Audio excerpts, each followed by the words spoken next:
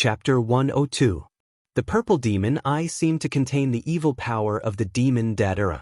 The eye patch also seemed to have the ability to seal this power, which made Han Shuo feel quite odd. His gaze continuously roamed over the little skull's comical eye patch, trying to discover something. However, Han Shuo quickly realized that his efforts were in vain. With the purple demon eye covered by the eye patch, Han Shuo could no longer sense anything out of the ordinary. Apart from the jewels and beautiful jade scattered all over the house, there was nothing else worth paying attention to. When Han Shuo felt that there was no danger, he finally got up and walked to the door, summoning the old forest troll priest in. When the old priest entered, his gaze instantly focused on the statue of Daoism that was missing the purple demon eye. He asked in astonishment, what's going on? Why is the purple demon eye left behind by the great Daoism gone?" Pointing at the little skull, Han Shuo smiled and explained, "That eye has already been retrieved by the great Daoism who came to the human realm. Did you not see the eye patch over his left eye?" The old priest finally reacted after Han Shuo's reminder.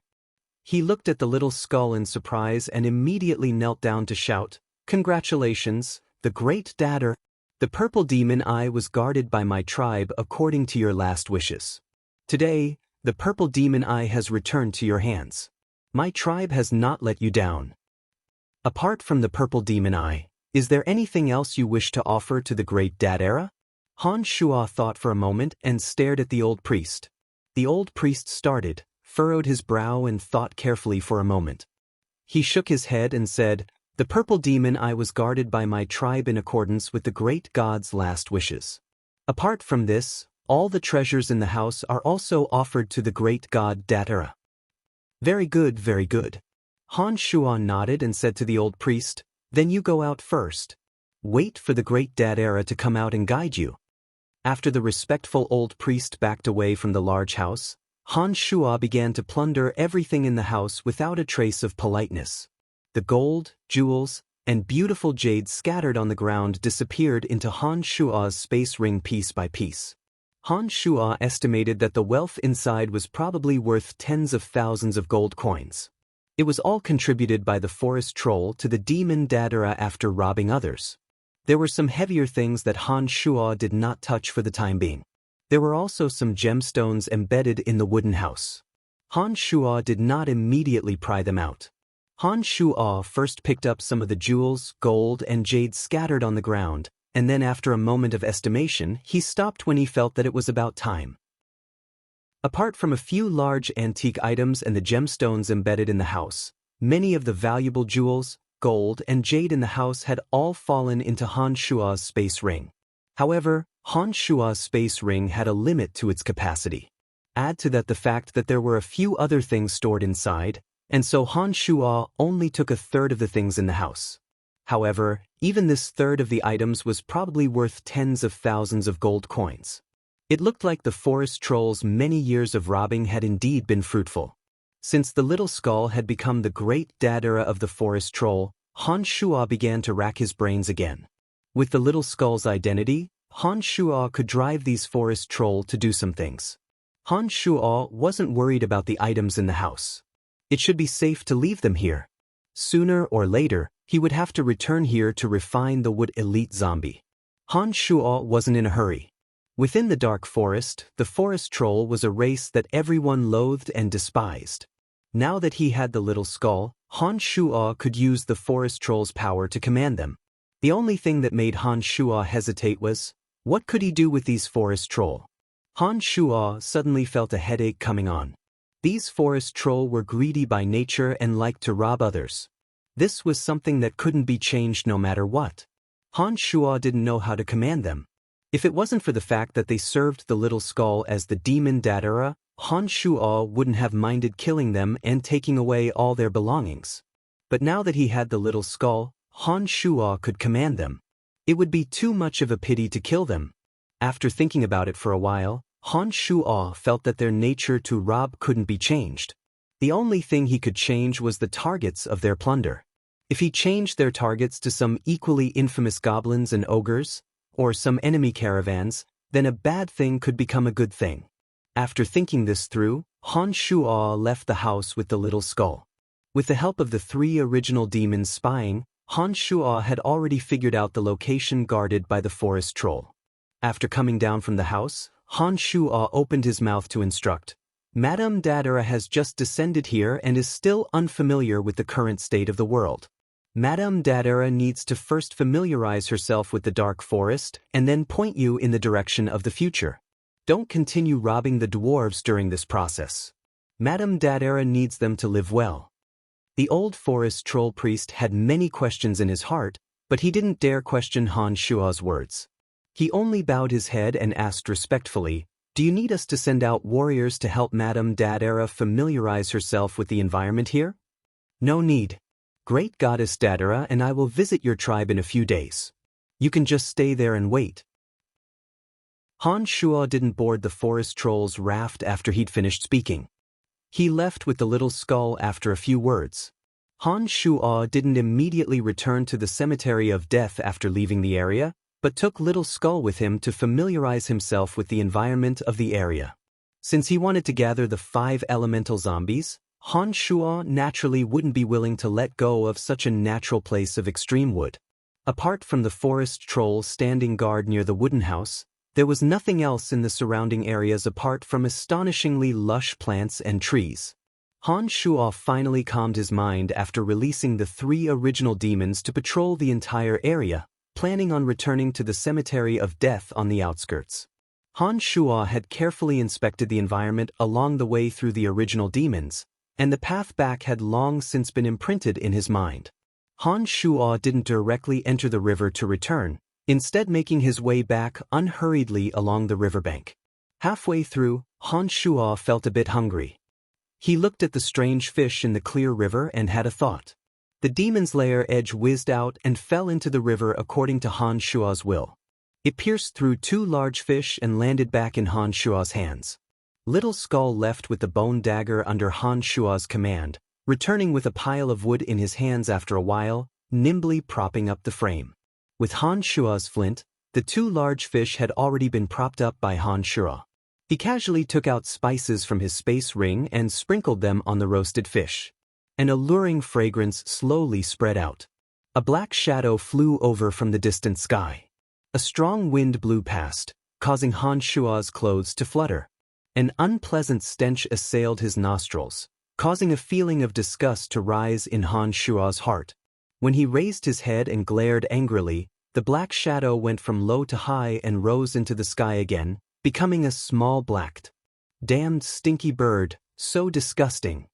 Han Shuo cursed and flipped the 2 almost cooked fish. At this moment, the black shadow flew down from the distance with a whistling sound and landed not far from Han Shuo's head, suddenly rising into the sky again. However, Han Shuo, who was now on guard, saw the appearance of the black shadow this time.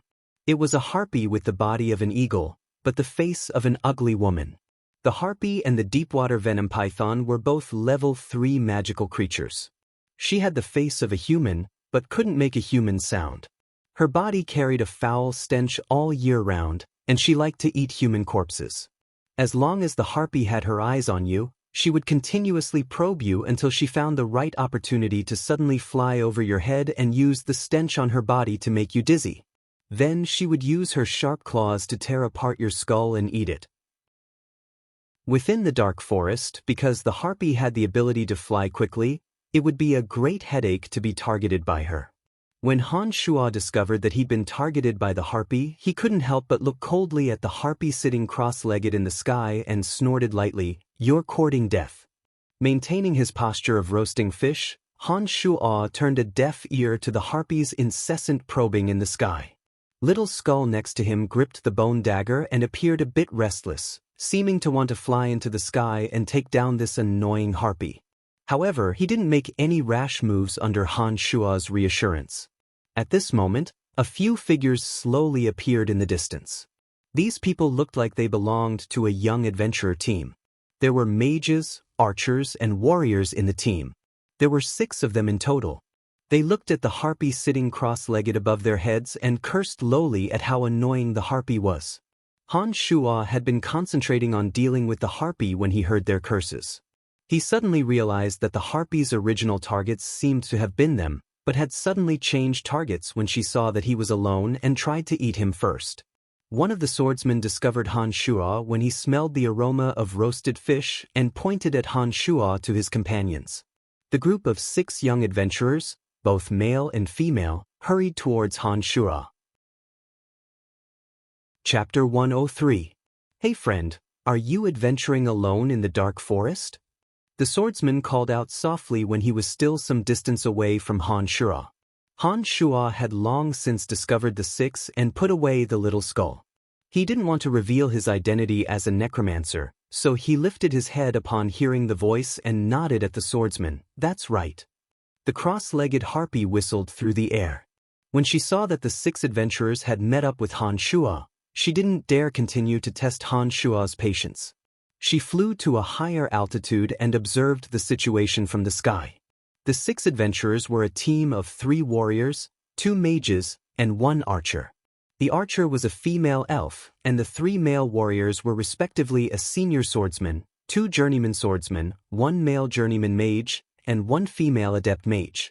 After Han Shuo had participated in the Academy's test last time, he already knew some of the ranks and symbols of the Guild of Magic and the Guild of Swordsmen. Mages would have an exquisite miniature magic staff embroidered on the shoulder of their magic robes according to their strength. Starting from the novice mages, they would have a magic staff pattern, and could have an additional magic staff for every higher rank. Swordsmen and knights also used a similar method of division, except that swordsmen used swords as patterns, and knights used patterns of warhorses to differentiate. These adventurers, swordsmen, and mages all seem to have been approved by the Guild of Magic and the Guild of Swordsmen. Therefore, there were symbols of their strength on the clothes they wore. Han Shuo could easily discern their strength with a single glance. The strength of these 6 people couldn't be considered weak, but if they were to go deeper into the dark forest, they would appear a bit weak. This was why the harpy dared to keep following them after discovering that they were 6 people. If there was an archmage among them who could fly, then the harpy would definitely run as far away as possible and wouldn't dare follow them in search of an opportunity. I'm called Odysseus, and they are all my companions. I think you saw the harpy's movements just now. I'm sorry to tell you that the harpy's target was us, but she found that you were walking alone, so she shifted her target to you. The harpy is a level 3 magical beast, and can fly in the sky. It is indeed difficult to deal with. If you don't mind, you can come with us. If the 7 of us are together, the harpy shouldn't dare to come down and cause trouble. Senior swordsman Odysseus looked sincerely at Han Shuo. Shaking his head, Han Shuo declined with a smile. No, I see that you want to go deeper into the dark forest, but I want to return to the outskirts. We're not on the same path, so I won't trouble you. How can that be? If you walk alone, the harpy will definitely not let you go. I think you should stay with us, otherwise you'll be in great danger and may even lose your life. The female adept mage, Aphrodite, exclaimed softly. After Aphrodite's words, the others also tried to persuade Han Shuo, but Han Shuo didn't agree to leave with them. Although the strength of these 6 people wasn't weak, only the archer's arrows could cause some trouble to the harpy. Once the harpy flew into the air, the swordsman wouldn't be a threat to her at all. Magic might not be effective due to distance. However, Han Shuo had the demon's lair edge, the crossbow, and Little Skull's bone dagger. If the harpy didn't know what was good for her and dared to attack, then what awaited her was likely to be a painful blow from Han Shuo and Little Skull. Therefore, Han Shuo wasn't afraid of the harpy and thus refused the invitation of the 6 adventurers, choosing to travel alone. Haha, thank you for your concern, but I think it won't be that easy for the harpy to eat me. Han Shuo responded with a smile and grabbed the 2 roasted fish. He paid no further attention to the 6 young adventurers and walked in the direction they had come from. Seeing Han Shuo calmly leave, the 6 young adventurers started. The senior swordsman Odysseus opened his mouth and said, "Let's follow from a distance. If he really has a way to deal with the harpy, we'll choose to leave. Otherwise, we'll help him and prevent him from being unfortunately eaten by the harpy." "Captain, this person has already refused us. Is there a need for us to do this?" The journeyman swordsman Gordon was a bit unwilling as he spoke in a muffled voice. The Harpy's original target was us. We brought trouble to others because we rushed in this direction. I think we should bear this responsibility. Odysseus lectured Gordon and commanded the others to follow him, trailing far behind Han Shuo. After walking for 5 minutes, the harpy circling around Han Shuo finally moved again. She flew down from the skies and was about to land on top of Han Shuo's head when she suddenly whistled sharply into the clouds, very patiently provoking Han Shuo. However, Han Shuo was more patient than her. Although his hands looked empty, the demon's lair edge was ready to fly out at any moment. The crossbow in his space ring was also ready. As long as the harpy dared to approach within a suitable distance, Han Shuo wouldn't mind taking down this level 3 magical creature with one blow. Han Shuo had clearly seen the 6 adventurers following him in the distance. Han Shuo didn't pay too much attention to their good intentions and continued to walk unhurriedly in the direction of the cemetery of death. After repeated probing, the harpy finally couldn't hold herself back and once again flew directly towards Han Shuo. Her sharp claws curved as she quickly approached Han Shuo's skull. A foul stench assailed the nostrils and instantly spread around Han Shuo's body. An ordinary person would experience a short period of dizziness when they were hit by this stench. However, Han Shuo, whose body had been tempered to who knew how strong it was, wasn't affected at all. He still pretended to sway his body according to the harpy's will, as if he would fall to the ground if he wasn't careful. Oh, he's been hit by the stench from the harpy's body. He's in danger now, we should save him now. That senior mage Aphrodite suddenly cried out in alarm. Afterwards, the 6 adventurers no longer cared about hiding their bodies and had already walked out from the shrubbery behind them.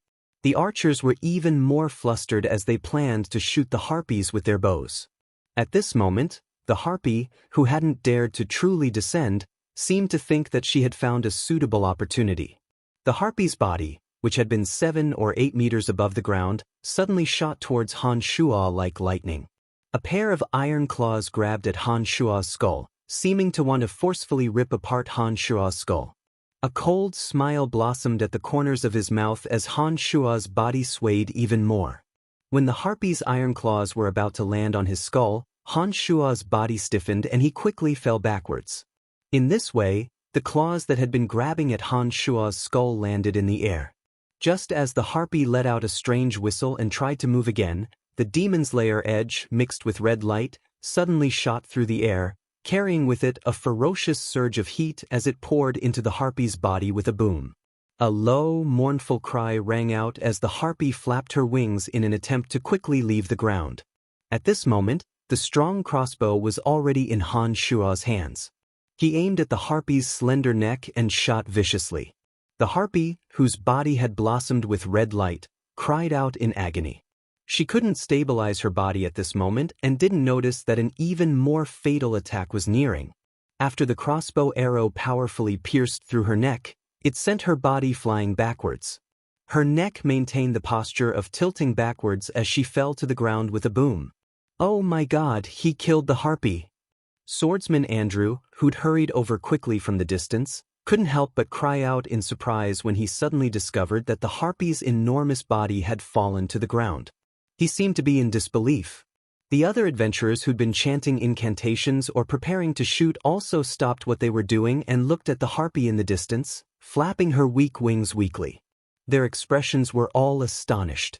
Under Han Shuo's will, the demon's lair edge sank into the harpy's body and used the magical flames of the mystical glacial spellfire to incinerate the harpy's innards. No smoke appeared, but the harpy's body quickly turned into a charred mess. A strong smell even traveled a great distance. Standing up and patting off the dust on his body, Han Shuo walked in front of the completely dead harpy. He held his breath as he summoned the demon's lair edge and stripped the level 3 magical core from her body. He then cut off her 2 iron claws and put them into his space ring. Level 3 magical beasts weren't actually that easy to deal with, otherwise the 6 adventurers wouldn't have such a headache. The harpy had always relied on the stench in her body and the advantage of sitting cross-legged at a high altitude to be successful in every endeavor. It was a pity that her 2 advantages weren't of any use when facing Han Shuo this time. She had instead become the target of Han Shua's exploitation in the end. Add to that the fact that the demon's lair edge was incomparably sharp and could travel according to Han Shua's will. This was the reason for her quick and tragic death. Hey friend, you're indeed very strong. It looks like our worries were indeed unnecessary. Odysseus finally walked in front of Han Shua in the distance and chuckled merrily at Han Shua. Although these people hadn't been of much help, Han Shua had heard of their conversations and methods through the original demons. He felt that these people were quite good. Now that Captain Odysseus had said this, Han Shua nodded with a slight smile. I was actually just lucky. My true strength isn't even as good as yours. Heh, you're too modest. Odysseus obviously didn't believe Han Shua's words and responded politely. Captain, since he's no longer in danger, I think we should continue into the depths of the southern side of the dark forest and search for the fruit of Dagmar. Gordon walked over from afar and urged Han Shua on. I really don't know if the fruit of Dagmar we're searching for actually exists. I've never heard of a fruit that looks like a human brain. Adept Mage Aphrodite sighed. Han Shua had been about to say goodbye to them when he didn't immediately plan on leaving upon hearing Aphrodite's words. Instead, he looked at Aphrodite with some confusion and asked, "What is this fruit of Dagmar? Why does it have the shape of a human brain? It's truly a bit inconceivable. Can you tell me more about it?" I've heard everything about the fruit of Dagmar from our captain Odysseus. He's more knowledgeable. Aphrodite smiled at Han Shua in a friendly manner and pointed at Odysseus. Odysseus smiled faintly and said, "Are you also interested in the fruit of Dagmar?" Legend has it that Dagmar is a demon who likes to eat human brains. A strange fruit may grow where he's buried after his death. This fruit is the size of a fist and presents dark brown veins. It's very similar to a human brain. It's said that the fruit of Dagmar has miraculous powers and that a normal person's brain will be thrown into chaos after eating it. However, I've heard that the fruit of Dagmar can be used to concoct very precious medicines when crushed by a pharmacist.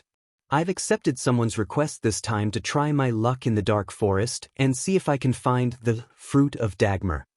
After Odysseus finished speaking, Han Shua suddenly felt an indescribable joy in his heart. In the memories left behind by Chu Kanglin, there was a fruit called the Divine Brain Fruit. This fruit had the effect of fiercely expanding the human brain and could turn a normal person into a madman. However, if a demonic cultivator like Han Shua, who was in the molded spirit stage, ate this divine brain fruit and borrowed the effects of the demonic yuan to greatly increase their training after eating this divine brain fruit. Han Shua hadn't originally considered this at all, because Han Shua thought that the divine brain fruit shouldn't exist in this world. However, Odysseus' description of the fruit of Dagmar was exactly the same as the divine brain fruit. The possibility of obtaining a fruit that could greatly increase Han Shua's current level was something that Han Shua couldn't resist at all. Han Shua didn't give it much thought at all and directly asked after Odysseus had finished explaining, "If you don't mind, I'd like to search for this fruit of Dagmar with you all?" Odysseus and the other adventurers looked at each other after Han Shua said this and felt quite surprised. They hadn't thought that Han Shua would suddenly make such a suggestion. Chapter 104. We actually don't hold much hope for the fruit of Dagmar. We're only trying our luck this time in the southern depths of the dark forest. We only know that someone has seen this fruit in one place. Whether or not that fruit is the fruit of Dagmar, and whether or not it's been taken by others, we can't be sure. Have you really decided to go on this unknown adventure with us? Odysseus looked at Han Shua and explained seriously to Han Shua, then asked Han Shua. Han Shua knew that the group probably didn't have much confidence after hearing Odysseus' words. However, Han Shua felt that there didn't seem to be much to do at the moment. He'd return to the cemetery of death and continuously train and improve himself. But if he was lucky enough to obtain the divine brain fruit, then Han Shua's molded spirit level of magical yuan would greatly increase. The increase in this level would also mean that Han Shua's mental strength would also benefit. Therefore, Han Shua thought carefully and felt that it was worth it to take this risk with them. Nodding, Han Shua looked at Odysseus and responded affirmatively, Yes, I want to go with you to the southern depths of the dark forest. However, if we really do discover the fruit of Dagmar, I hope to obtain one. Since you're so insistent, we're very happy to have you join us. I'm actually just trying my luck with the fruit of Dagmar, and don't hold much hope. Our main goal is still to explore the dark forest, because it's rumored that there are even more attractive things within. Heh, if we can obtain the fruit of Dagmar, we only need one to complete our mission. We can give the rest to you. Odysseus said with a smile. The deeper one went, the greater the danger. All sorts of true dangers would slowly be revealed. There were even more powerful magical creatures in the innermost parts of the dark forest, some wondrous races, and all sorts of life-threatening plants. However, all sorts of tempting riches accompanied the dangers that could be seen everywhere.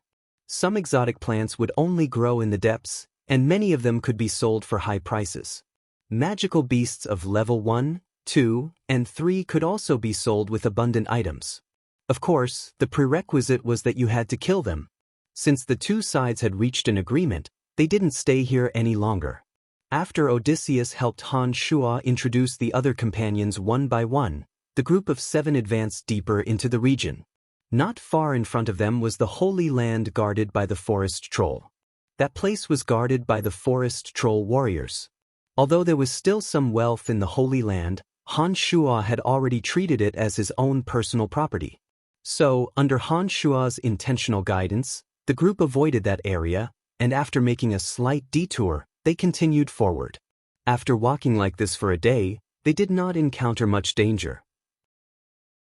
When night fell, everyone came to the riverside to set up camp. Some of the lush shrubbery in the surroundings had been flattened by them. Aphrodite wore a space ring of the same quality as Han Shuo's and took out a few tents. Everyone propped up the tents one by one and set up a bonfire to cook food. There were plump, tender fish swimming in the clear river next to them. As an adept water mage, Aphrodite cast a bit of water magic and caught a dozen or so fish. The group used their homemade wooden forks to skewer the plump fish and roast them. When the fish were thoroughly cooked and everyone finished eating, they chatted merrily around the bonfire for a short while before going to their own tents to sleep.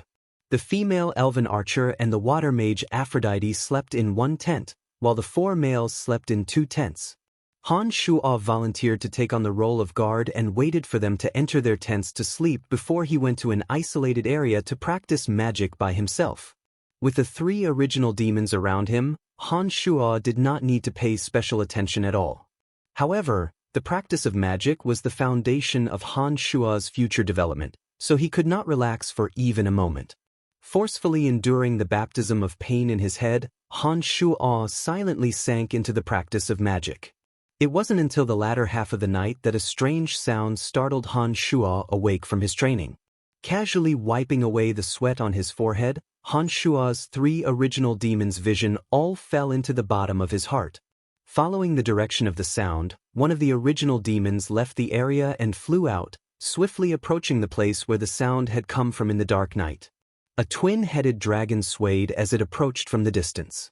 One of its necks was dripping with green blood, seeming to have suffered a serious injury. It flew rapidly towards Han Shuo's direction without knowing which direction it was going. Although the twin-headed dragon couldn't be called a true dragon, it was still a powerful level 2 magical creature. No one knew why it was in such a sorry state and had fallen to the point where it had to flee for its life.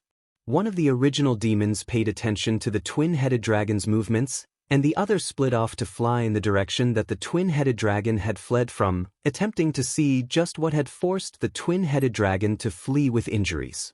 It was a pity that Han Shuo did not discover anything out of the ordinary after the original demon had flown a certain distance. Seeing the twin-headed dragon fly in his direction without knowing which direction, Han Shuo immediately stood up and quickly rushed towards the tents. He shook the tent poles and called out loudly, "Wake up, there's a situation." The sleeping adventurers groggily heard Han Shuo's call and quickly put on their clothes, walking out of their tents after a dozen or so seconds. Winter was about to begin and the nights were exceedingly cold. The 6 adventurers were all wrapped up tightly with only their faces exposed. Because Han Shuo's spying was through the original demons, the 6 people were still unable to detect any activity even though the twin-headed dragon was quickly approaching. Odysseus looked around in confusion and said to Han Shuo, "Everything seems normal. What's the situation?" A twin-headed dragon is 500 meters to the north and is currently approaching. I think it may pose a danger to us. We need to make preparations immediately. Han Shuo didn't have time to explain much to them and directly spoke the truth. Gordon didn't seem to quite believe Han Shuo's words and was about to open his mouth to question when Odysseus suddenly said lowly, "Since this is the case, let's make preparations immediately. The twin-headed dragon has a violent temper and doesn't have a good impression of humans. I think it'll bring us trouble if it discovers us." The female elven archer Nia took out her bow and said with a bit of worry, "The twin-headed dragon is a rank 2 magical creature. Not only can it spray poison, but its 2 heads can also attack with sharp teeth. It won't be easy for us to deal with it." Han Shuo took out his crossbow and climbed into a nearby large tree. He spoke quickly, "Don't worry, this twin-headed dragon has already been injured and can't even fly. If we prepare properly, it won't be able to escape at all." The group looked at each other after Han Shuo's words and all revealed expressions of pleasant surprise.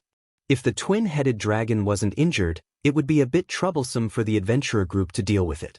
But if it couldn't even fly after being injured, this meant that the twin-headed dragon's injuries weren't light. This was an opportunity bestowed by the heavens and they couldn't let it go easily.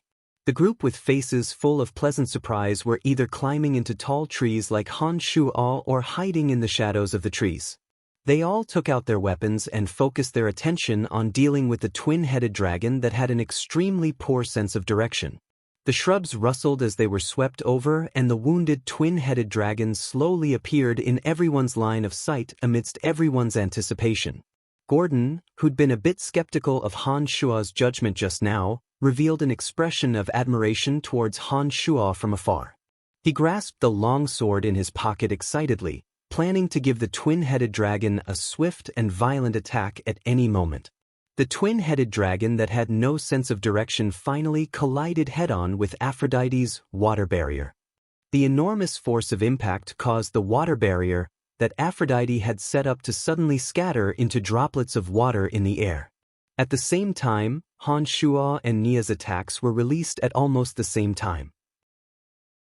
Han Shuo couldn't continuously fire a crossbow bolt and shot one at the back of the twin-headed dragon's neck. Nia had shot a total of 3 arrows. Apart from the first arrow that was dodged, the other 2 all nailed into its forehead. The Thunder Journeyman mage in the group shot out a ring of lightning that struck the twin-headed dragon's back. The 3 warriors that had long since been prepared took advantage of this moment to charge out and fly towards the twin-headed dragon from behind, releasing their fighting aura to attack it fiercely. Up ahead, Aphrodite formed 2 more water people to help attract the twin-headed dragon's attention and create another opportunity for Han Shuo and the archer Nia to attack. In this way, the level 2 magical creature didn't even have time to spray its poison a few times after being repeatedly injured. It finally collapsed weakly in a pool of its own blood after being injured to begin with. The adventurers were all ineffably excited when they saw that they'd killed the twin-headed dragon. They walked out of their hiding places with cheers and started preparing to harvest the spoils of war from the twin-headed dragon's body. At this moment, Han Shuo's expression suddenly changed drastically as he abruptly yelled out, "Hurry up and leave this place. The fellow chasing the twin-headed dragon is coming. We have no chance of victory." Chapter 105. The 6 had been intending to wantonly enjoy the fruits of victory when they heard Han Shuo's explosive yell and immediately started. They then all reacted and very sensibly gave up on plundering the spoils of war from the twin-headed dragon's body.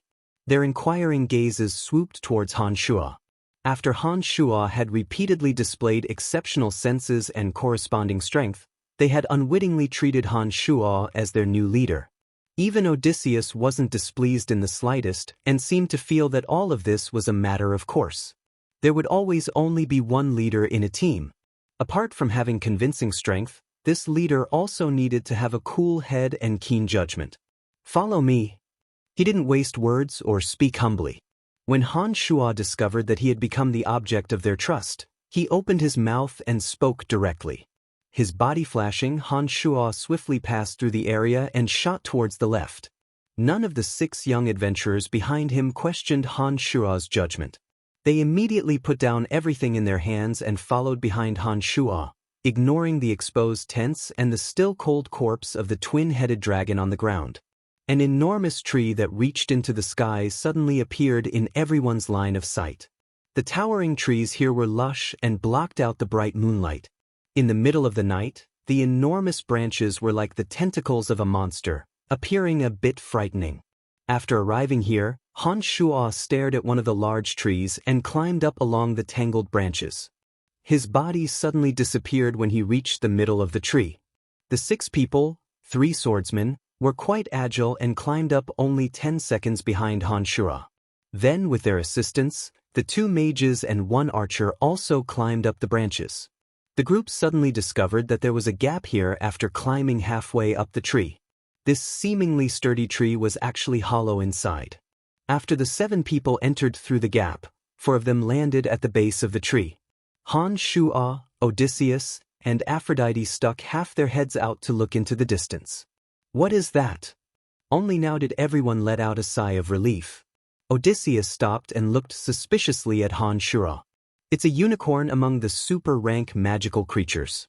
This unicorn seemed to have been chasing the twin-headed dragon all this time. No wonder it ran for its life. Han Shuo frowned and explained. The unicorn was as fast as lightning, and its body had magical anti-magic properties. The horn on its forehead contained a mysterious power that could cure hundreds of poisons, bring the dead back to life, and purify some dirty places. Legend has it that unicorns would only get close to pure young girls and hate human males. As long as they weren't angry, unicorns wouldn't do anything inappropriate. However, Han Shuo could sense the wrath of this unicorn through the original demons. It was as if the 2-headed dragon had done something that made it lose its mind. The body of a super-rank magical creature was very hard and resistant to magic. Magic and physical attacks wouldn't have much effect on it, especially since the strength of Han Shuo's group wasn't particularly high. It would be very difficult for them to harm the unicorn.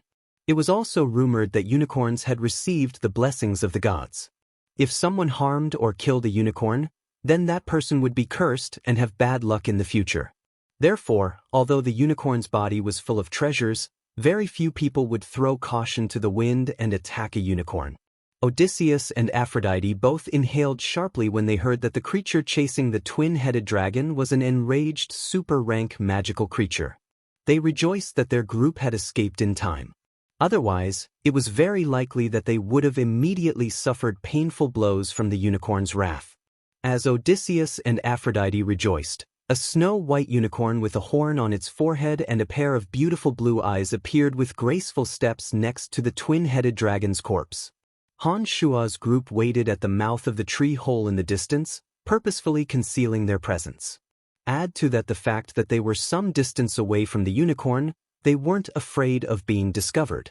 The unicorn had been a bit impatient at first, but it suddenly quieted down when it landed and saw the twin-headed dragon's corpse.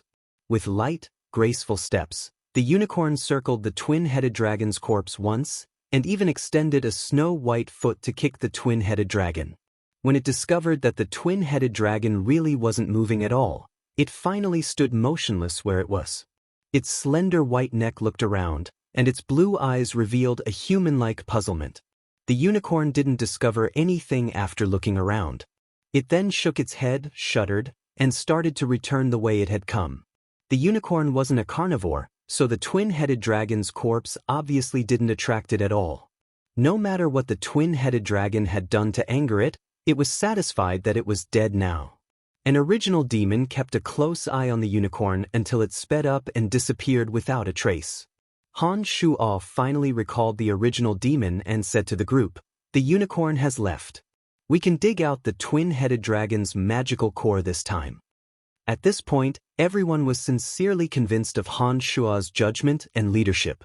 Gordon, who hadn't trusted Han Shuo at the start, now looked at Han Shuo with a gaze full of sincere admiration. Everyone finally cheered happily after Han Shuo's words and slowly climbed out of the tree hole, planning on harvesting the twin-headed dragon's spoils of war. A strange sound suddenly traveled in, and a manticore suddenly appeared next to the twin-headed dragon, carrying a determined, silver-haired youth on its back. The manticore's tail had a numbing poison, and its claws were incomparably ferocious in tearing flesh. Add to that its nimble movements and powerful leaps, it was a level 1 magical creature that was even harder to deal with than the twin-headed dragon. Within the dark forest, the manticore was already a headache-inducing existence. Who would have thought that such a magical creature would have been tamed by someone? The manticore's master was a young man around 27 or 8 years old. The young man was dressed casually, with a space ring on his left hand and a broadsword in his right. The lines on his face were resolute and angular. Although he wasn't a stunningly beautiful man, he had a different kind of moving grace. Looks like our luck isn't bad. We've actually run into a twin-headed dragon that just died. The young man murmured to himself and spurred the manticore to descend in front of the twin-headed dragon, seeming to plan on collecting the spoils of war from Han Shuo and the others. At this moment, Han Shuo jumped down from the tree hole a few steps ahead of Odysseus and the others. When he saw that the young man was treating the twin-headed dragon as his prey, he immediately felt his heart burn with anger. He chuckled coldly from afar. "Friend, we hunted the twin-headed dragon with great difficulty. It doesn't seem appropriate to collect the spoils of war without the owner's permission?"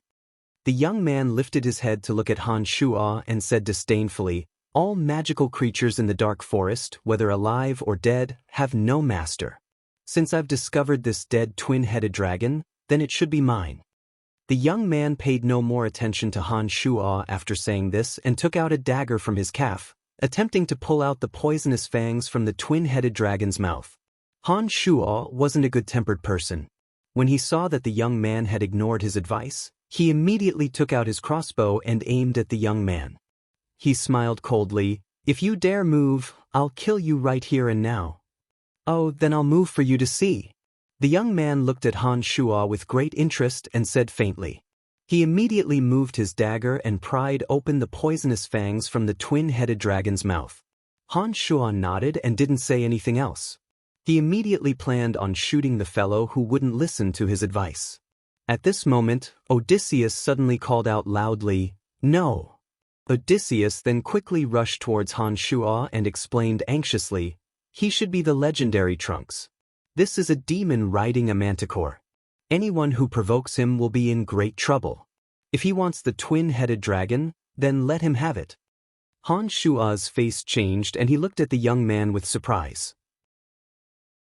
He finally remembered that this person was the magical creature hunter Trunks of the Dark Forest. This person's origins were mysterious. He had appeared in the Dark Forest as a swordmaster, and his temper was strange and callous. It was said that not only did he hunt magical creatures, but he also hunted some adventurers in the Dark Forest. He was very adept at fighting in the Dark Forest. It was said that he'd once killed a great swordmaster. He was a cold-blooded killer feared by all in the Dark Forest. "Your friend's advice is not bad, you should listen to him."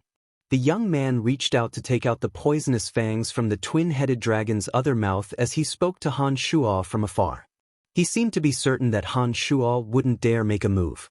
However, what responded to him was the shrill whistle of the crossbow tearing through the air. Han Shuo's expression was ice-cold and he didn't listen to Odysseus' advice at all. The crossbow in his hand aimed at Trunks and shot out violently. Trunks had been planning on taking out the other poisonous fangs when he saw that Han Shuo had actually shot out the crossbow. His expression was quite flabbergasted, and his figure had already retreated a step like a ghost by the time his expression of surprise appeared. "Pooh!" At the place where he had been standing, the crossbow's fierce force forcefully stabbed the crossbow arrow into the ground. Only half of the arrow was exposed, and it was still swaying continuously. If Trunks hadn't dodged in time, his body would have been pierced through by this bolt. Chapter 106. After hearing that this person was Han Shuo, the other 5 adventurers who had rushed over didn't dare make any rash moves and only looked cautiously at Han Shuo. They hadn't thought that what they feared would come true. Han Shuo had really made his move.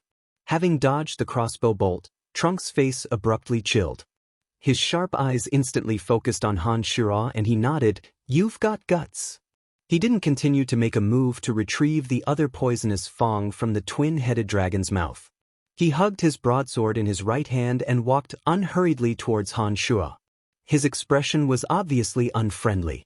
"Misunderstanding, this must be a misunderstanding. I think my friend must have shot that crossbow bolt because he was nervous." Odysseus suddenly called out loudly and explained to Trunks with a face full of wry smiles. At this moment, the crossbow that had paused for a moment was suddenly loaded with another bolt. Just as Odysseus was hurriedly explaining, Han Shuo took aim at the slowly walking Trunks and shot out another bolt. It was as if he'd been slapped in the face on the spot. Odysseus' expression was stunned and the explanation in his mouth was weak and pale as he forcibly stopped himself. Trunks' footsteps swayed as he miraculously dodged the crossbow bolt attack once again. He still walked slowly towards Han Shuo, his eyes locked tightly onto Han Shuo and not relaxing in the slightest. Taking a deep breath, Han Shuo put away the crossbow bolt after putting it away and took out the demon's lair edge, ready to deal with Trunks' attack at any moment. "You will have to pay the price." Trunks, who was walking over, suddenly stopped and said coldly, "Oui." Water Adept Mage Aphrodite's face grew cold as she murmured, "It looks like we've run into trouble. Since this is the case, we won't hold back." Odysseus, who'd been avoiding making an enemy out of Trunks, sighed lightly and spoke after seeing that it would be difficult to extricate himself from the situation. As soon as Odysseus spoke, the 5 adventurers who had been a bit hesitant immediately got into position and readied their weapons, planning to deal with this fellow who was notoriously difficult to deal with in the dark forest. As he neared Han Shuo, Trunks abruptly unsheathed the broadsword he'd been holding in his hands. Milky white fighting aura wrapped around the broadsword as a streak of white light shot towards Han Shuo's direction. The shrubs on the ground suddenly shattered into dust. Wherever the white Do-Chi passed, the ground seemed to split open. The power contained in the Do-Chi was enough to make one's heart tremble. As a fellow swordmaster, Han Shuo had fought alongside Phoebe several times. Han Shuo could clearly feel that Trunks' fighting aura seemed to be even more lethal. When the mystical glacial spell fire was activated, the surging magical yuan was completely poured into the demon's lair edge. After absorbing the surging magical yuan, the demon's lair edge instantly radiated a scorching red light into its surroundings. Han Shuo tightly gripped the demon's lair edge tightly as the white fighting aura rushed over. He suddenly chopped down at his feet. There was an explosion as the milky white fighting aura collided with the demon's lair edge that was blooming with red light. Suddenly, a 1-meter-deep crater appeared out of thin air. Some of the shrubbery inside the crater gave off thick, burnt smoke. Trunks stood where he was without moving, his sharp eyes still looking forward. Han Shuo, holding the demon's lair edge, abruptly sat down after retreating 5 or 6 steps. His right arm that held the demon's lair edge was a bloody mess, looking quite frightening. "You're not dead, you even have the capital to be arrogant." Trunks looked at Han Shuo and said with a bit of confusion. Han Shuo shook his right arm, causing beads of blood to spray out. He moved his body numbly as magical yuan circulated through his body at an unprecedented speed. He then pushed off the ground with both feet and finally stood up again. When he'd faced Lawrence last time, Han Shuo had tested that his strength was indeed higher than that of a journeyman swordsman. When facing Trunks, who was rumored to have reached the level of a swordmaster, Han Shuo had used his full strength from the start. He'd poured all of his magical yuan into the demon's lair edge and forcefully received Trunks' blow. Reality had proven that the strength of a swordmaster had indeed far exceeded Han Shuo's expectations. Trunks may not have used his full strength in this blow, but it had already caused significant damage to Han Shuo. If it wasn't for Han Shuo's miraculous magical yuan and strong physical body, it was likely that an ordinary person's entire right arm would have been shattered by this blow, and it would be difficult for them to recover for the rest of their lives. "Protect our companions," Odysseus called out calmly, and the group of 6 adventurer companions instantly surrounded Han Shuo. The archer Nia and the 2 mages had already launched their attacks before Trunks could continue moving, shooting straight at Trunks, who was still looking strangely at Han Shuo. The three warriors didn't take a step away from Han Shuo as they surrounded Han Shuo from three different directions, firmly protecting Han Shuo. Trunks quickly dodged the attacks of Nia and the two mages, and then the manticore suddenly scuttled out and carried Trunks on its back before they could continue moving. Friends, I'll go get something to eat first. Prepare yourselves, I'll slowly play with you. Contrary to everyone's expectations, Trunks didn't continue attacking, but rather sat on the manticore and said these words coldly. He then patted the manticore, and it obediently and quickly left the area. One man and one beast, under the fearful gazes of Odysseus and the others, calmly passed through the lush shrubbery and left. When everyone discovered that Trunks had truly disappeared, they all sighed in relief and sat down on the ground, clearly a bit tired after their nervousness. What? Why were you so impulsive? Odysseus looked oddly at Han Shuo at this time. Laughing ruefully, Han Shuo shook his head and said, I'm really sorry, I'm a bit odd. Sometimes even I can't control what I do.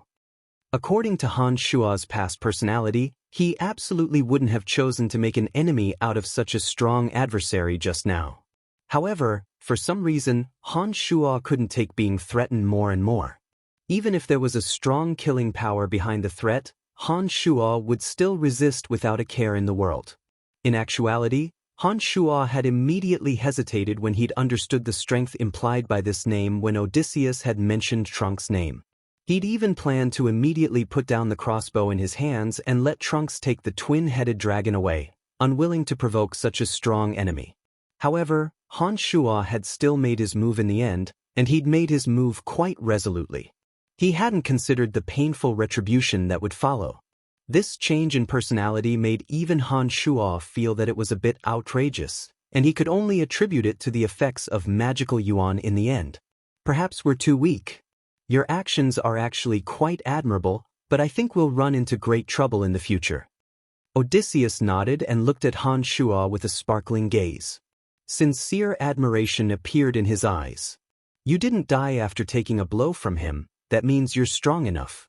Are your injuries better now? The elven archer Nia walked up to Han Shuo and asked Han Shuo with some concern. Taking out gauze from his space ring and wrapping up his right arm simply, Han Shuo put away his weapon and said to the others, My apologies for the trouble I've caused everyone, and I'm very grateful for your actions just now. Trunks won't take this lying down. I think we should discuss how to deal with Trunks after we take the remaining items from the twin-headed dragon. Although everyone's hearts were a bit heavy with the sudden addition of an enemy, the twin-headed dragon had been saved at least. Now that Han Shuo mentioned harvesting the spoils of war from the twin-headed dragon, everyone's spirits rose a bit higher. They drew their daggers with merry smiles and walked towards the twin-headed dragon, taking out the remaining poisonous fangs and magical beast cores. The poisonous fangs of the twin-headed dragon were important ingredients for refining some highly toxic powders. If altered by an alchemist, they could even be used as magic arrows and then explode midway to spray out poisonous water, dealing fatal damage to a small area of enemies. As a level 2 magical creature, the magical core of the twin-headed dragon was also quite valuable and could be sold for at least 1,000 gold coins. Under Han Shuo's insistence, Han Shuo gave the magical core to Odysseus as repayment for their help just now. Han Shuo stored the two poisonous fangs into his space ring. He planned on putting them to good use if he had the chance in the future. The sky was already brightening by the time he'd finished with these matters. The group packed up their belongings and continued heading south into the depths of the dark forest. The group discussed as they walked, trying to find a way to defend against Trunks. This Trunks has been treated as a terrifying existence since he appeared in the dark forest. Some of the people and beasts that roam the deeper parts of the dark forest are all very powerful. Adventurers there often fall into life and death battles for some spoils of battle. Even companions that come with you may betray you at critical moments. Therefore, that place is full of chaos and slaughter. Those who can adapt to the environment there, apart from having great strength, also need a cold heart. Trunks is one of the best of these types of people. In addition, he's very familiar with the environment and is very adept at using the environment of the dark forest to give his enemies cruel blows. Since we've provoked him this time, I think we'll definitely be ambushed when we enter the dark forest. Therefore, we need to be on our guard and not be ambushed by him. Odysseus described the chaos in the deeper parts of the forest and how terrifying Trunks was, telling everyone to be cautious. Don't worry, he won't have the chance to ambush us. Han Shuo smiled confidently after Odysseus had finished speaking. Everyone's expressions were stunned when these words were spoken. However, those who'd seen Han Shuo's miraculous abilities didn't immediately doubt Han Shuo's words. Gordon looked at Han Shuo with interest and asked, "Why?" Han Shuo smiled enigmatically and swept his gaze over the group. "The twin-headed dragon is 500 meters away from us, but I can still detect his tracks. It's impossible for Trunks to ambush us. Don't worry, there's absolutely no possibility for Trunks to rely on his familiarity with the dark forest to ambush us." With the existence of the 3 original demons, Han Shuo would be able to clearly detect any human or magical creature that approached. No matter how familiar Trunks was with the environment, he wouldn't be able to successfully ambush them with the existence of the original demons. Han Shuo wasn't exaggerating on this point. I think the reason he chose to suddenly leave earlier was because he wasn't completely confident that he could take us all out in one fell swoop. He must be planning on using the methods he's familiar with to slowly deal with us. If he can't ambush us, then with the combined strength of the 7 of us, Trunks and the Manticore may not be able to completely gain the upper hand. We really don't need to be afraid of him. Odysseus' expression was a bit joyful when he saw that Han Shuo was so certain. "I promise." Han Shuo said affirmatively. Everyone continued to advance south of the dark forest for the next 2 days. Under the astonished gazes of Odysseus and the others, Han Shuo took off the gauze on his right arm. The open wound had completely healed and no traces of injury could be seen. "This is too miraculous, it's already healed." Gordon's mouth was wide open as he stared dumbfoundedly at Han Shuo's right arm and observed it for a while, attempting to find the secret behind Han Shuo's quick recovery. The other 5 adventurers also looked at Han Shuo as if they were looking at a monster. They seemed to have never thought that his right arm would be completely healed in a short 2 days. They couldn't help but be astonished when such an unimaginable fact was placed in front of them. After repeated training with magical yuan, the toughness and miraculousness of the physical body was something that they could understand. Han Shuo didn't open his mouth to explain this matter and found an excuse about the miraculous medicinal powder to cover it up. When everyone was about to enter their tents at night, Han Shuo suddenly opened his mouth and said, "Trunks wants to make a move. I think he'll attack us tonight. We need to make some simple arrangements and then you guys listen to my orders and attack. This time, I'll let Trunks understand how laughable his ambush was." Chapter 107. It had to be said that Trunks was very familiar with the terrain here. He was like another magical beast as he rode on the Manticore. His own extraordinary strength, the Manticore's help, and his familiarity and use of the terrain made him a top-notch expert. If it hadn't been for Han Shuo's original demon spying, everyone would have been helpless against Trunks' attack this time, and would have suffered heavy casualties in the pitch-black night. After all, none of the 7 adventurers, including Han Shuo, could last more than a few blows against Trunks in a one-on-one battle. However, with the original demons monitoring the entire situation, everything had changed. Trunks, who was supposed to be the hunter, was very likely to become someone else's prey for the first time. "He's here." Han Shuo, who was in the same tent as Odysseus, suddenly spoke up. Odysseus didn't express too much curiosity regarding Han Shuo's miraculous senses. After listening to Han Shuo, Odysseus only tightened his grip on the long sword in his hand and stared at Han Shuo, asking, "How should we deal with this?" "Don't worry, Trunks is observing here. We'll talk when he actually makes his move." Han Shuo sat there with his eyes closed and explained to Odysseus.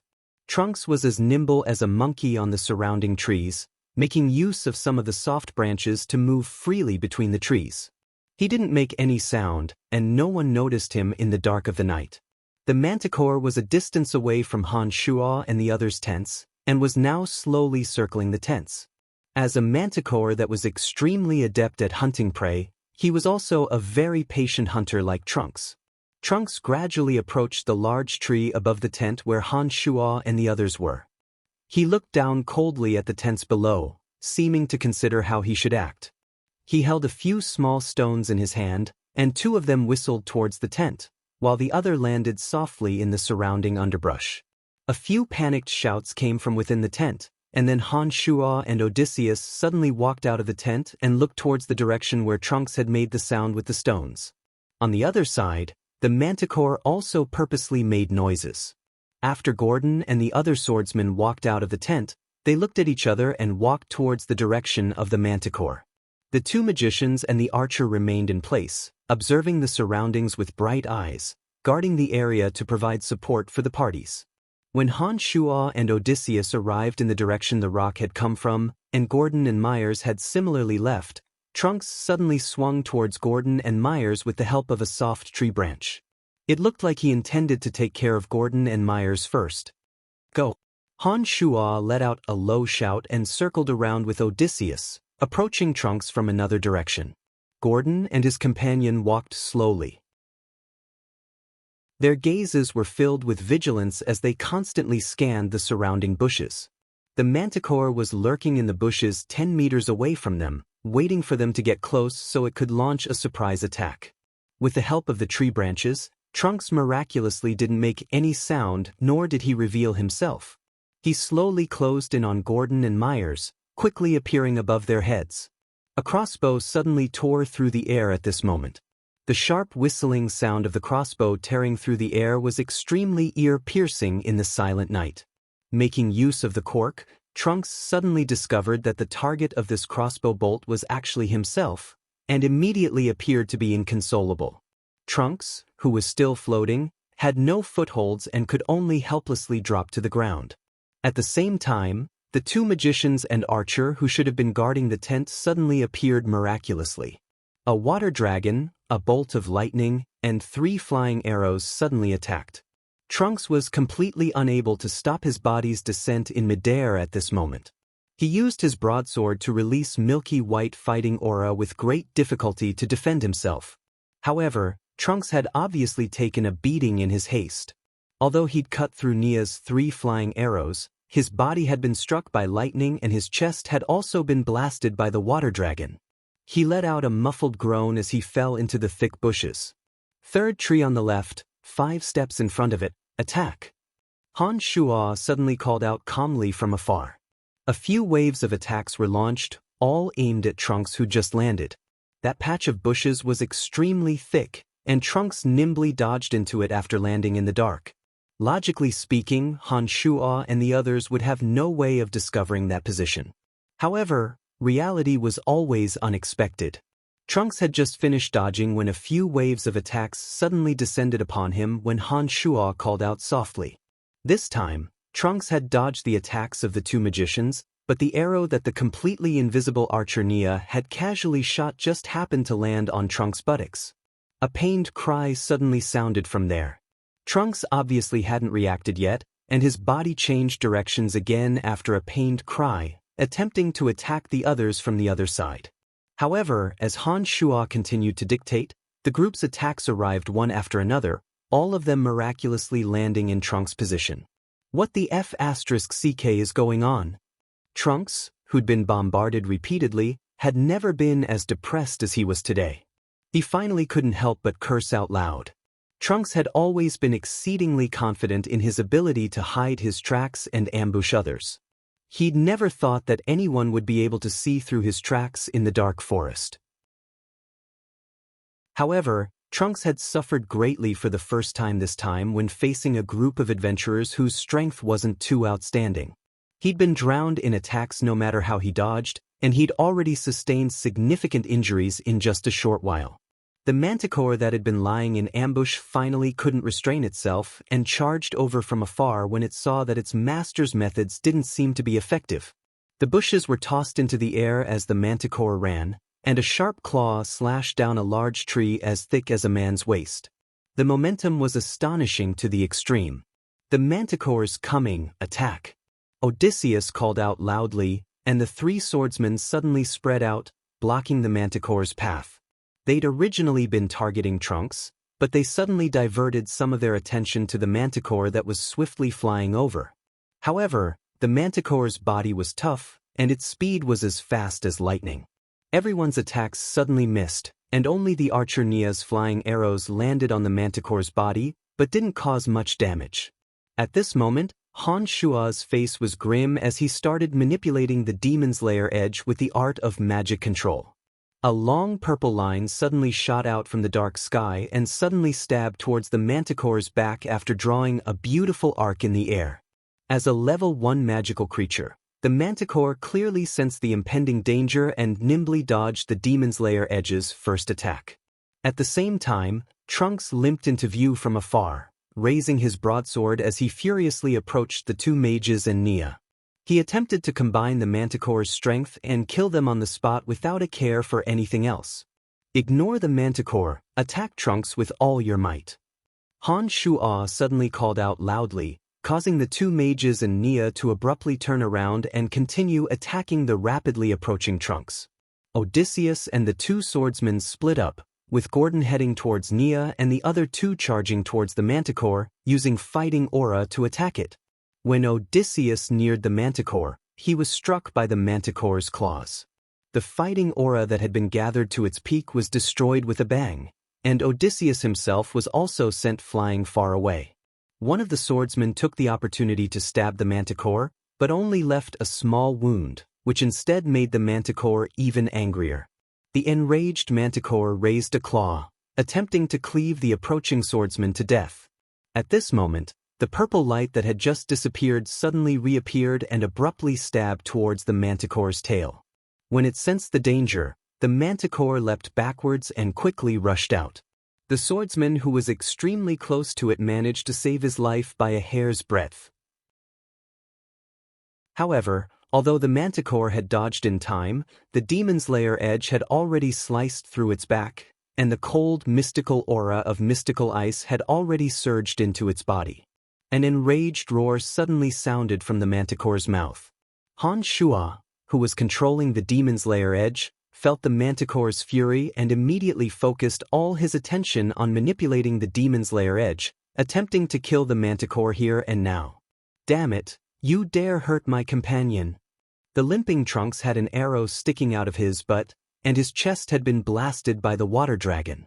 His entire body was drenched, and his hair had been charred black because he'd suffered an electric shock.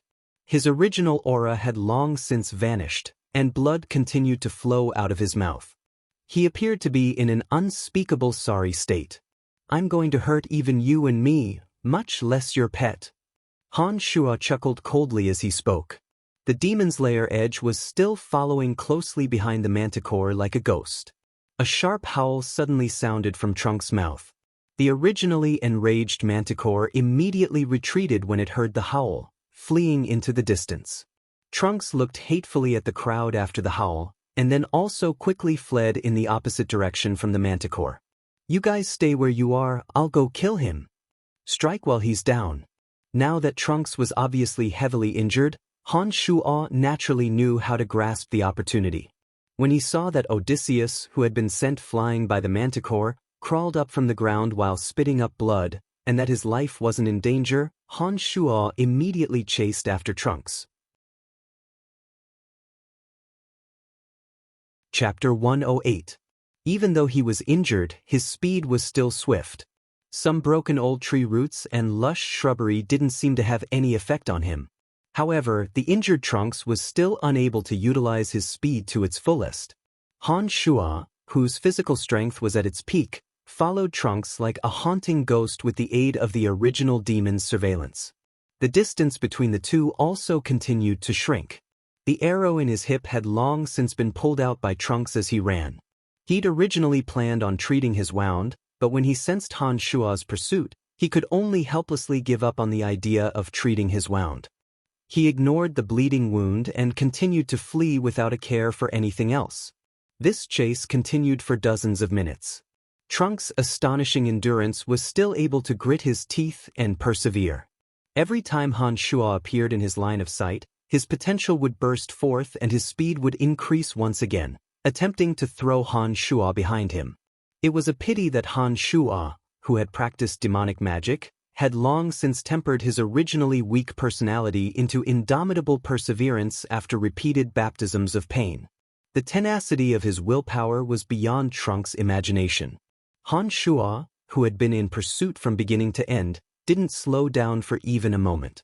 Instead, he seemed to be addicted to the chase and became more and more ferocious. Although Trunks was very familiar with the nearby terrain, Han Shuo, who had the original demons on him, was more like a pair of eagle eyes hovering in the air and observing everything. No matter how hard Trunks tried, he was still unable to throw Han Shuo off just by relying on his familiarity with the terrain. Finally, after half a day of this chase, Trunks, who had lost too much blood, finally realized that this wasn't the way to go.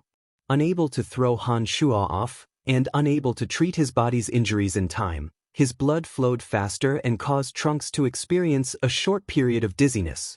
Stopping against a large tree, Trunks wiped away the traces of blood at the corner of his mouth and panted heavily as he looked at Han Shuo, who was similarly slowing down and approaching step by step. He opened his mouth and said, "So you're the only one following me. I think you're courting death." After taking 2 deep breaths, Han Shuo's racing heart slowly calmed down and returned to normal. The demon's lair edge was already in Han Shuo's hands, his face devoid of emotion as he calmly stared at Trunks.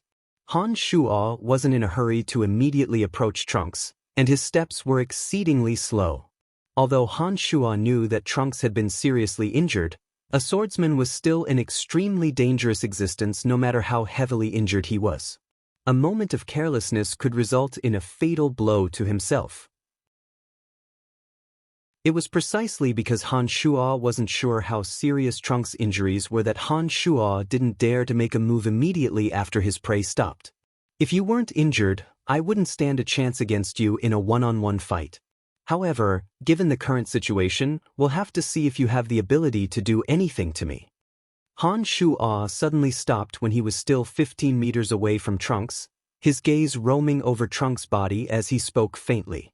Han Shuo once again took out his crossbow after he'd finished speaking, inserted an arrow, and took precise aim at Trunks. He planned on using the arrow to test Trunks' current physical condition. "Do you only dare test me from afar? If you had the guts like last time, you should charge forward without hesitation."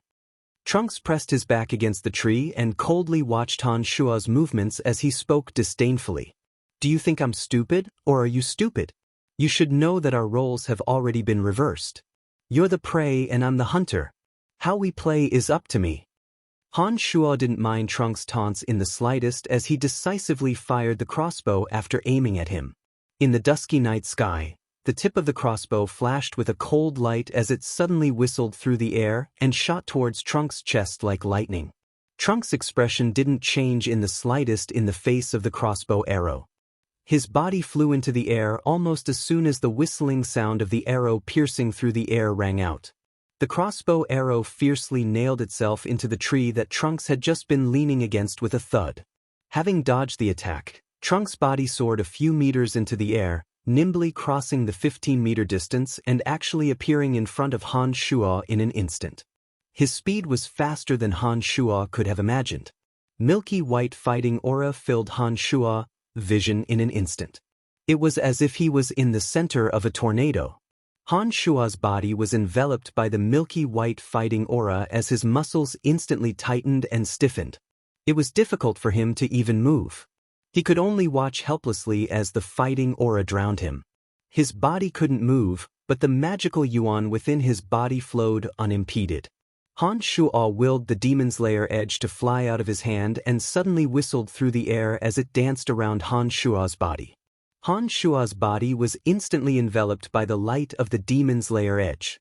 A violent sound of metal clashing rang out from Han Shuo's surroundings, accompanied by Trunks' incredulous roar of anger. Just as Han Shuo's eardrums were about to deafen, all of the ear-piercing sounds of metal clashing completely disappeared. His body that had been stiff and unable to move also returned to normal. Impossible? How is this possible? How is it that your weapon can still defend against my dragon-binding slash?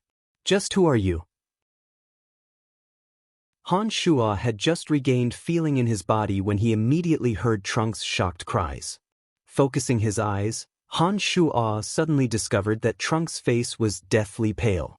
The broadsword that he had been holding all this time had many cracks on its blade. Trunks' gaze had been roving back and forth between the broadsword and Han Shuo's body. He had a look of disbelief on his face as he continuously muttered, "Impossible!" Han Shuo's clothes had all been shredded and hung on his body like strips of cloth. There were several long scratches on the surface of his muscles, revealing the bright red flesh underneath. The demon's lair edge seemed to have been flung off as it landed motionlessly in the distance, but there weren't any nicks on it. Nothing is impossible. Taking advantage of Trunks' state of mind, Han Shuo suddenly yelled out and then punched out fiercely. Trunks only reacted when the punch had landed in front of him. He raised his saw-toothed broadsword and blocked Han Shuo's punch.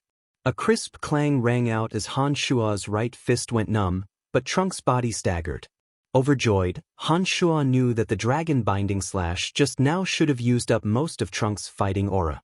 Therefore, he immediately moved closer to Trunks and bombarded him with a flurry of punches and kicks. Trunks, who had been famed for being difficult to deal with in the Dark Forest, had actually become the weaker side after being repeatedly injured. He was continuously pushed back by Han Shuo's series of attacks, until he finally stumbled and fell backwards. Just as Han Shuo grasped the demon's lair edge again and was about to take advantage of the opportunity to end Trunks' life, Trunks suddenly opened his mouth to stop him. He stared at Han Shuo and said, "No matter why you've come to the Dark Forest, I can help you. We actually don't have any irreconcilable hatred between us. It's only for the spoils of war from the body of a twin-headed dragon. It's actually not that valuable." Han Shuo thought carefully after Trunks' words. This was indeed the case. Han Shuo had made the first move because he didn't want to be threatened. He wanted to kill Trunks now because he wanted to put an end to any possible retaliation from Trunks in the future. To be honest, Han Shuo and Trunks actually didn't have any deep hatred between them at all. He walked in front of Trunks and fiercely stabbed the demon's lair edge into the ground 4 times. Han Shuo callously put away the demon's lair edge amidst Trunks' shrill cries like a pig being slaughtered. The demon's lair edge had stabbed into Trunks' hands and feet 4 times. Although it wasn't enough to cause fatal damage and wouldn't affect Trunks' training and strength in the future, Trunks absolutely wouldn't have the chance to pose any threat to Han Shuo in the short term. "I'm very sorry. Because you're more dangerous, I thought it was safer this way." Han Shuo shrugged and said naturally. He paused and stared at the grimacing Trunks after a pause. He smiled faintly and said, "I think we can talk properly now. If I don't kill you, what can you help me with?" "Oh, it looks like there's another cold-hearted magical creature hunter in the Dark Forest." First, he groaned in pain. Then, Trunks, who was limp from head to toe, actually started laughing hysterically. However, his current sorry state set off his burnt hair, and his expression was indescribably awkward and ugly. "Be honest if you want to live. Tell me what you can help me with." Han Shuo looked at Trunks and asked with a slight smile. "Then I'll first ask you why you've come to the depths of the Dark Forest. What is it?" Trunks' expression didn't show any signs of panic. Although he still moaned in pain, his expression was very calm. Starting, Han Shuo felt that there was no need to hide anything and said directly, "I've come for the fruit of Dagmar. Can you help me obtain the fruit of Dagmar? I've stayed in the Dark Forest for many years and have heard of all sorts of legends. I know a bit about the location of the fruit of Dagmar and I can take you there, but I'm not too sure if I'll be able to obtain the fruit of Dagmar. If you let me go this time, I can promise to help you with all my strength and won't pursue this matter in the future. If you've heard of my name, then you should know that I never go back on my word." Trunks looked at Han Shuo and promised solemnly. "Deal." Han Shuo nodded and responded crisply. "Welcome to Immortal Cultivation Audiobooks, your gateway to the mystical world of Xianxia. Dive into legendary tales of martial arts, spiritual growth, and immortal ascension. Here, we bring you full-length English audiobooks of the best Wuxia and Xianxia stories, from young prodigies to ancient sect wars. Perfect for fans of Against the Gods, Martial World, and tales of demons and gods.